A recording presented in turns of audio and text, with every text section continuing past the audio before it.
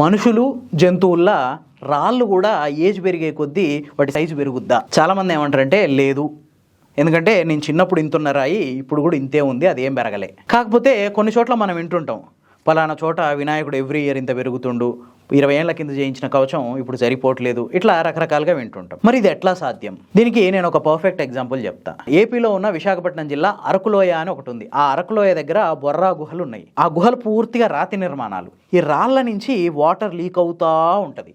ఆ లీక్ అయిన వాటర్లో కాల్షియం కార్బోనేట్ విపరీతంగా ఉంది. ఆ కాల్షియం కార్బోనేట్ ఏమవుతుందంటే ఆ లీక్ అయ్యేటప్పుడు పైన ఇట్లా పొరలుగా ఆ రాళ్ళకి పేరుకుపోతూ ఉంది. అట్లా పేరుకుపోవడం వల్ల కొన్ని సంవత్సరాలు లేదంటే కొన్ని దశాబ్దాలు కొన్ని శతాబ్దాలు పట్టే అవకాశం కూడా ఉంది. ఆ రాళ్ళు అనేది పెరుగుతూ వస్తున్నాయి. ఇది పూర్తిగా కాల్షియం కార్బోనేట్ వల్ల జరిగే ఒక రసాయనిక చర్య. ఈ అరకు సమీపంలో బొర్రా గుహల్లో జరుగుతున్నది ఇదే. ఎవ్రీ ఇయర్ రాళ్ళ సైజు పెరుగుతుంది. రీజన్ ఏంటంటే వాటి మీద కాల్షియం కార్బోనేట్ పేరుకుపోయి పెద్దగా అవుతున్నాయి.